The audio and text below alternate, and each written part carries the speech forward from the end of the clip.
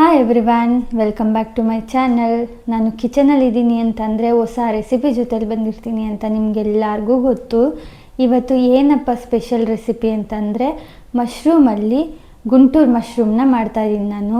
ತುಂಬ ಚೆನ್ನಾಗಿರುತ್ತೆ. ನಾನು ಪ್ರೀವಿಯಸ್ ಟೈಮ್ ಟ್ರೈ ಮಾಡಿದಾಗ ತುಂಬ ಚೆನ್ನಾಗಿ ಬಂದಿತ್ತು. ಸೊ ನಿಮಗೆಲ್ಲರಿಗೂ ಆ ರೆಸಿಪಿನ ಹೇಳ್ಕೊಡೋಣ ಅಂಥೇಳಿ ಬಂದಿದ್ದೀನಿ. ನೀವೆಲ್ಲ ಯಾರು ಮಾಡ್ತೀರ ಅಂತ ನನಗೆ ಗೊತ್ತಿಲ್ಲ. ಯಾರು ವೆಜಿಟೇರಿಯನ್ಸ್ ಇರ್ತಾರೆ ಅವರಿಗೆ ಮಸ್ಟ್ ಟ್ರೈ ರೆಸಿಪಿ ಅಂತ ಹೇಳ್ತೀನಿ. ನೀವು ಟ್ರೈ ಮಾಡಲೇಬೇಕು. ತುಂಬ ಸಿಂಪಲ್ ರೆಸಿಪಿ ಇದು. ಬನ್ನಿ ಏನೇನೆಲ್ಲ ಇಂಗ್ರೀಡಿಯೆಂಟ್ಸ್ ಬೇಕು ಅಂತ ನಾನು ಹೇಳ್ತೀನಿ. ಮೇನ್ ಇಂಗ್ರೀಡಿಯೆಂಟ್ಸ್ ಏನು ಇದಕ್ಕೆ ಅಂತ ಹೇಳಿದ್ರೆ ಇದೆ ಬಟನ್ ಮಶ್ರೂಮ್ ತೊಗೊಂಡಿದ್ದೀನಿ 1 ಪ್ಯಾಕು. ದಪ್ಪ ಇರೋದನ್ನು ನಾನು ಕಟ್ ಮಾಡಿ ತೊಗೊಂಡಿದ್ದೀನಿ. ಈ ಥರ ಸಣ್ಣ ಇರೋದನ್ನು ಹಂಗೆ ತೊಗೊಂಡಿದ್ದೀನಿ, ಸ್ವಲ್ಪ ದಪ್ಪ ಇದ್ದರೆ ಚೆನ್ನಾಗಿರುತ್ತೆ ಅಂತ.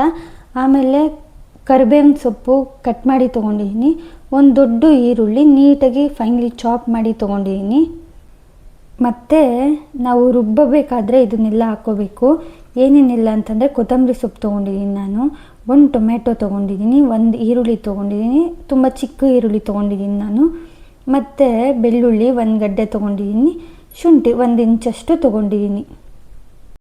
ಇದೆಲ್ಲ ಡ್ರೈ ರೋಸ್ಟ್ ಮಾಡೋದಕ್ಕೆ ಗುಂಟೂರು ಮೆಣಸಿನ್ಕಾಯಿ 5ರಿಂದ 6 ಇದೆ. 2 ಸ್ಪೂನ್ ಅಷ್ಟು ನಾನು ಧನಿಯಾ ಕಾಳು ತೊಗೊಂಡಿದ್ದೀನಿ, 1 ಸ್ಪೂನ್ ಅಷ್ಟು ಜೀರಿಗೆ ತೊಗೊಂಡಿದ್ದೀನಿ.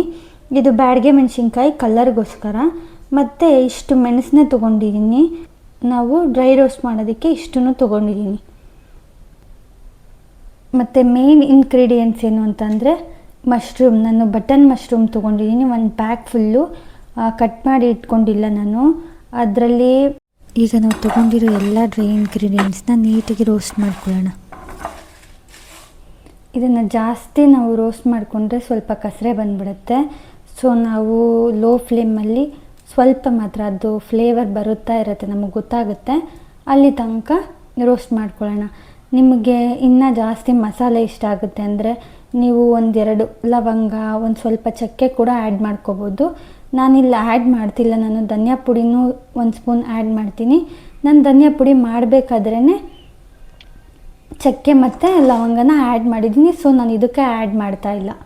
ನಾನು ಮೆಣಸಿನ್ಕಾಯಿನ ಸಪ್ರೇಟಾಗಿ ತೆಕ್ಕೊಂಬಿಟ್ಟೆ, ಯಾಕಂದರೆ ಇದರಲ್ಲಿ ಆ್ಯಡ್ ಮಾಡಿದ್ರೆ ಅದು ನೀಟಾಗಿ ಫ್ರೈ ಆಗೋಲ್ಲ ಅಂತ. ಇವಾಗ ಇದು ಒಳ್ಳೆ ಫ್ರೇಗ್ರೆನ್ಸ್ ಬರ್ತಿದೆ, ಇದನ್ನು ಸಪ್ರೇಟಾಗಿ ತೆಕ್ಕೊಂಬಿಡೋಣ. ಈಗ ಮೆಣಸಿನ್ಕಾಯಿನ 1 to 2 ಮಿನಿಟ್ಸ್ ರೋಸ್ಟ್ ಮಾಡ್ಕೊಳ್ಳೋಣ.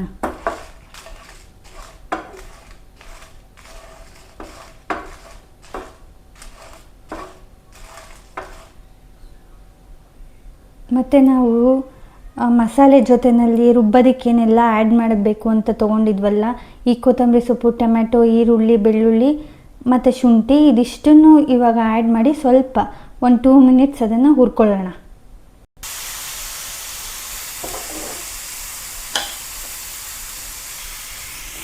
ಇದಕ್ಕೆ ನಾನು ಸ್ವಲ್ಪ ಆಯಿಲ್ನ ಆ್ಯಡ್ ಮಾಡ್ತಾಯಿದ್ದೀನಿ.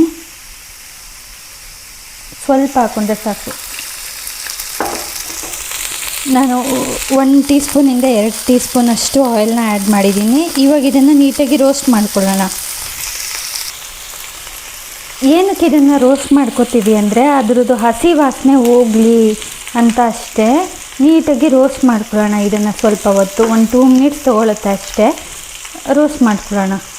ಇದರಲ್ಲಿರೋ ರಾನೆಸ್ ಎಲ್ಲ ಆಲ್ಮೋಸ್ಟ್ ಹೋಗಿದೆ. ನಾವು ಇವಾಗ ರುಬ್ಬಕ್ಕೆ ಹಾಕ್ಕೊಳ್ಳೋಣ ಇದನ್ನೆಲ್ಲ. ನಾನು ಆಲ್ರೆಡಿ ಡ್ರೈ ಇಂಗ್ರೀಡಿಯೆಂಟ್ಸ್ ಎಲ್ಲ ಇದಕ್ಕೆ ಆ್ಯಡ್ ಮಾಡ್ಕೊಂಡಿದ್ದೀನಿ. ಇವಾಗ ನಾವು ರೋಸ್ಟ್ ಮಾಡಿರೋದನ್ನು ಕೂಡ ಆ್ಯಡ್ ಮಾಡ್ಕೊಳ್ಳೋಣ. ಈಗ ಇದನ್ನೆಲ್ಲ ಆ್ಯಡ್ ಮಾಡಿದ್ದಾಯಿತು.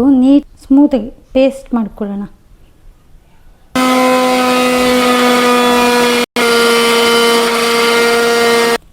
ಈಗ ಇದು ನೀಟಾಗಿ ಗ್ರೈಂಡ್ ಆಗಿದೆ. ಇಷ್ಟು ಗ್ರೈಂಡ್ ಆದರೆ ಸಾಕು. ಈಗ ನಾನು ಪ್ಯಾನ್ನ ಇಟ್ಕೊಂಡಿದ್ದೀನಿ ಹೀಟ್ ಆಗೋದಕ್ಕೆ. ಆಯಿಲ್ನ ಆ್ಯಡ್ ಮಾಡ್ಕೊಂಡಿದ್ದೀನಿ. ಅದಕ್ಕೆ ಸ್ವಲ್ಪ ಸಾಸಿವೆ ಹಾಕ್ಕೊಂಡು ಸಿಡಿಸ್ಕೋತಾ ಇದ್ದೀನಿ ನಾನು. ಸಾಸಿವೆ ಸಿಡಿದಿದ್ದಾದಮೇಲೆ ಕರಿಬೇವಿನ ಸೊಪ್ಪು ಆ್ಯಡ್ ಮಾಡ್ಕೋತಾ ಇದ್ದೀನಿ. ಆನಿಯನ್ನ ಆ್ಯಡ್ ಮಾಡ್ಕೋತಾ ಇದ್ದೀನಿ.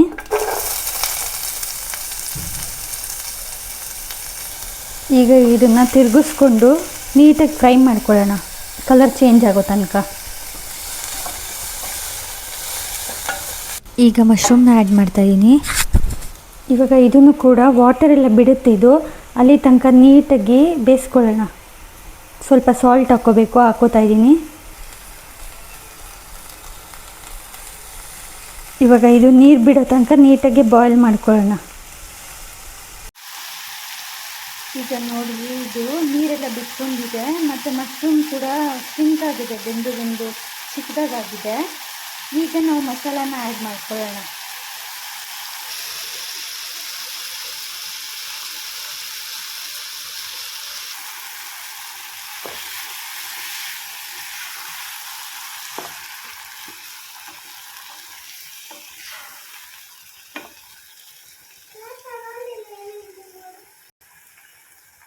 ಇದಕ್ಕೆ ನಾನು ಸ್ವಲ್ಪ 1 ಟೀ ಸ್ಪೂನಷ್ಟು ಧನಿಯಾ ಪುಡಿ ಕೂಡ ಆ್ಯಡ್ ಮಾಡ್ತೀನಿ. ಆ ಧನಿಯಾ ಪುಡಿನಲ್ಲಿ ನಾನು ಆಲ್ರೆಡಿ ಚಕ್ಕೆ ಲವಂಗನ ಆ್ಯಡ್ ಮಾಡಿದ್ದೆ, ಅದು ಸ್ವಲ್ಪ ಜಾಸ್ತಿನೇ ಇದೆ, ಸೊ ಅದನ್ನು ಆ್ಯಡ್ ಮಾಡ್ತಿದ್ದೀನಿ. ನೀವು ಧನಿಯಾ ಪುಡಿನಲ್ಲಿ ಚಕ್ಕೆ ಲವಂಗ ಹಾಕಿಲ್ಲ ಅಂತಂದರೆ, ಆಲ್ಮೋಸ್ಟ್ ಯಾರೂ ಹಾಕಿರಲ್ಲ, ನೀವು ರುಬ್ಬೋದಕ್ಕೆ ಚಕ್ಕೆ ಲವಂಗನ ಆ್ಯಡ್ ಮಾಡ್ಕೋಬೋದು. ನಾನು ಆ್ಯಡ್ ಮಾಡಿಲ್ಲ, ಬಟ್ ಈಗ ಧನಿಯಾ ಪುಡಿನಲ್ಲಿ ಚಕ್ಕೆ ಲವಂಗ ಇರೋದ್ರಿಂದ ಧನಿಯಾ ಪುಡಿನ 1 ಟೇಬಲ್ ಸ್ಪೂನ್ ಹಾಕ್ತಾಯಿದ್ದೀನಿ.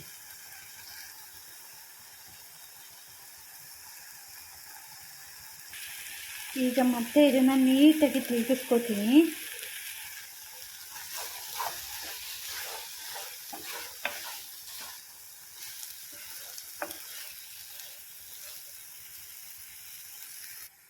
ಈಗ ನಾವು ರುಬ್ಬಿರೋ ಜಾರ್ಗೆ ಸ್ವಲ್ಪ ನೀರನ್ನ ಆ್ಯಡ್ ಮಾಡಿಕೊಂಡು ಅದನ್ನು ಕೂಡ ಇದಕ್ಕೆ ಆ್ಯಡ್ ಮಾಡ್ಕೊಳ್ಳೋಣ.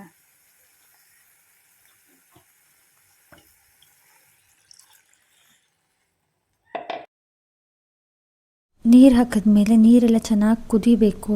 ಆ ನೀರೆಲ್ಲ ಇಂಬಿರ್ತಾ ಇರಬೇಕಾದ್ರೆ ನಮಗೆ ಎಣ್ಣೆ ಬಿಡುತ್ತೆ, ಅಲ್ಲಿ ತನಕ ಕುದಿಸ್ಕೊಳ್ಳೋಣ. ಈಗ ಇದು ನೀಟಾಗಿ ರೆಡಿಯಾಗಿದೆ. ನಾವು ನೋಡ್ಬೋದು ಸೈಡಲ್ಲೆಲ್ಲ ಎಣ್ಣೆನೂ ಬಿಡ್ತಾ ಬಂದಿದೆ. ನಿಮಗೆ ಗ್ರೇವಿ ಟೈಪ್ ಬೇಕಂದರೆ ನೀವು ಇಷ್ಟಕ್ಕೆ ಆಫ್ ಮಾಡ್ಕೋಬೋದು ಸ್ಟವ್ನ.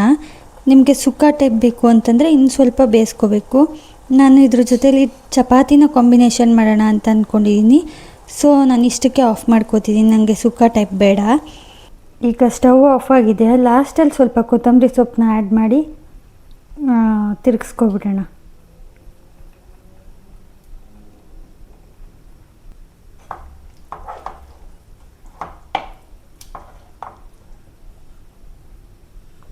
ಇಷ್ಟೇ, ಗುಂಟೂರು ಮಶ್ರೂಮ್ ರೆಡಿಯಾಗಿದೆ. ನಾವು ಇದನ್ನು ಚಪಾತಿ ಜೊತೆಯಲ್ಲಿ ಅಥವಾ ಪರೋಟ ಜೊತೆಯಲ್ಲಿ, ದೋಸೆ ಜೊತೆಯಲ್ಲಿ ಕೂಡ ಸರ್ವ್ ಮಾಡ್ಕೋಬೋದು. ನಾನು ಚಪಾತಿ ಜೊತೆಯಲ್ಲಿ ಸರ್ವ್ ಮಾಡ್ತಾಯಿದ್ದೀನಿ.